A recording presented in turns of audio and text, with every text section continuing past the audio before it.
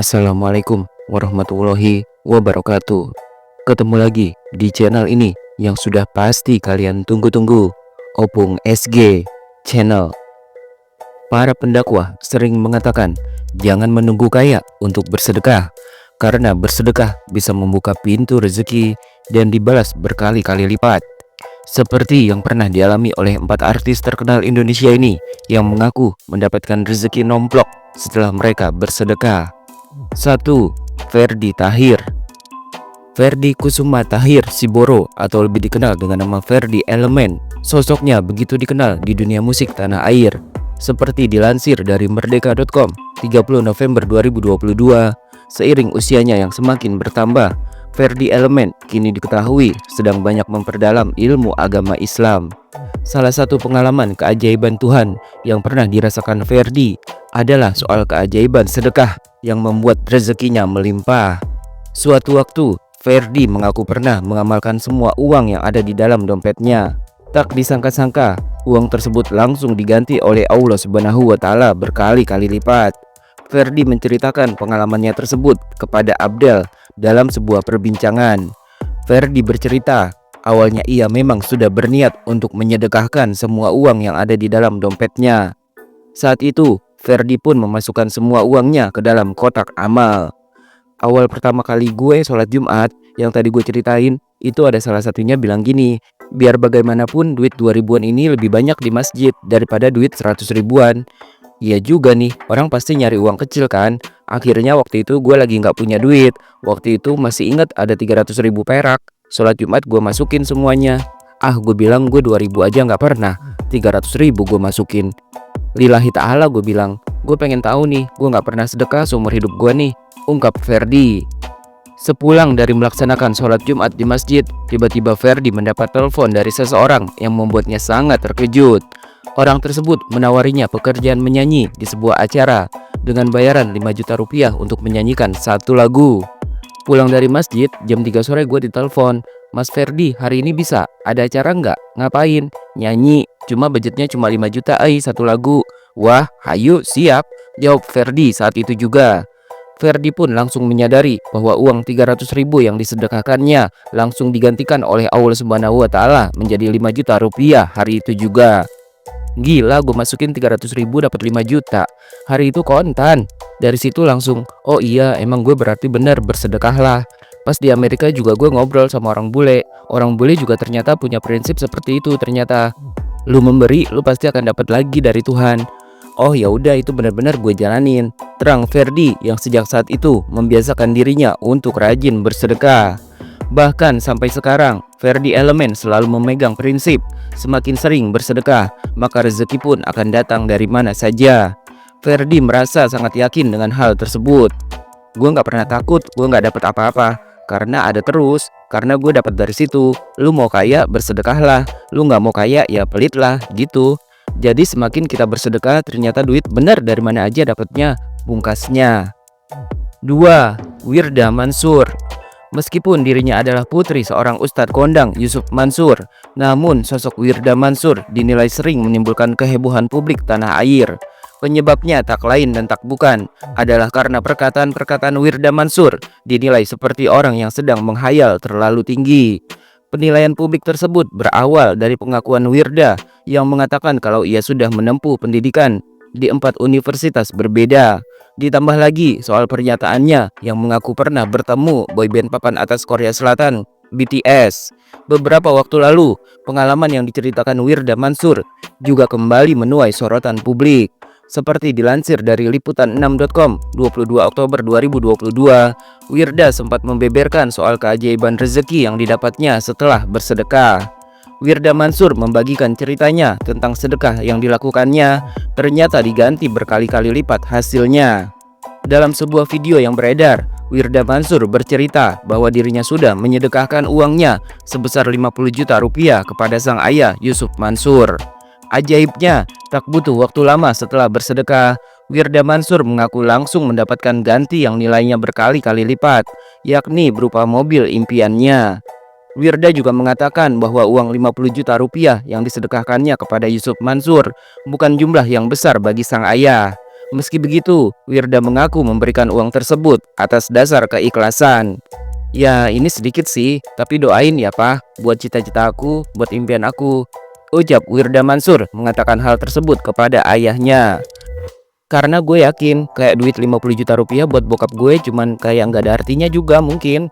Tapi yang gue lihat di sini adalah ketulusan gue, keikhlasan gue buat MAB, Milenial Anti Bokek. Lanjutnya, MAB adalah komunitas yang didirikan Wirda Mansur yang merupakan singkatan dari Milenial Anti Bokek. Wirda Mansur pun bercerita, sebenarnya ia sudah lama ingin membeli mobil impiannya. Namun Wirda mengurungkan diri untuk membeli mobil tersebut.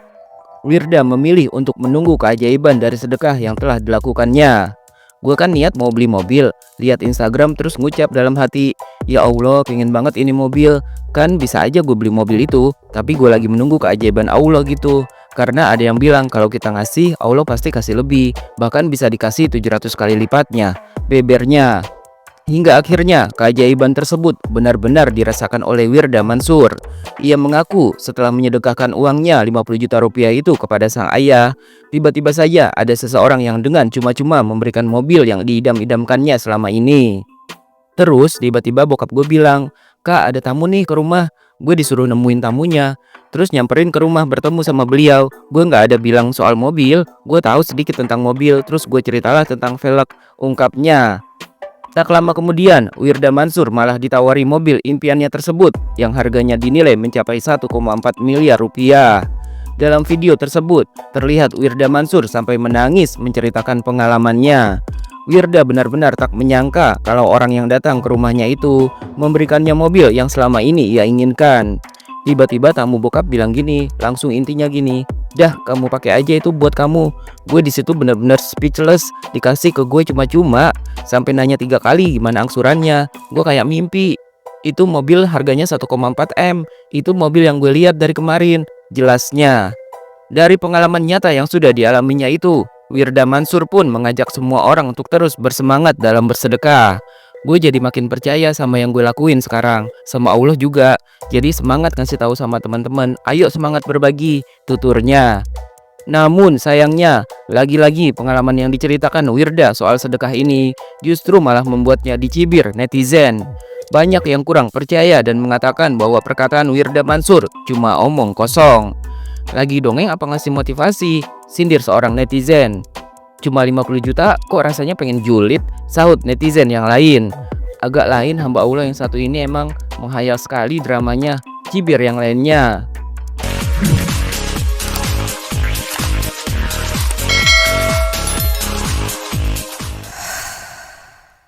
3. Denny Cagur. Beberapa waktu lalu, komedian yang kini menjadi wakil rakyat, Denny Cagur, mengenang kisah di masa lalu saat hidupnya masih susah. Denny Cagur mengaku kala itu ia dan istrinya Santi pernah merasakan benar-benar tak punya uang. Saat itu namanya juga belum sepopuler sekarang. Seperti dilansir dari merdeka.com 15 April 2020, Denny Cagur pun bercerita tentang pengalamannya bersedekah ke masjid. Saat itu, meskipun kondisi ekonominya sedang sulit, Denny Cagur tetap menyisihkan penghasilannya untuk disedekahkan kepada masjid. Bahkan saat Denny Cagur bercerita, sang istri Santi sampai terharu dan menangis. Kisah tersebut diceritakan Denny Cagur di kanal YouTube Rans Entertainment pada tahun 2020 lalu. Rumah gue ngontrak saat itu. Gue butuh uang besar untuk memulai bangun rumah karena gue udah kelamaan ngontrak.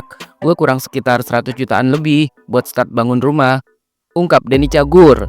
Hingga suatu hari, tiba-tiba saja Denny Cagur diundang untuk menjadi bintang tamu sekaligus peserta di acara Deal or No Deal yang menyediakan hadiah uang yang sangat besar.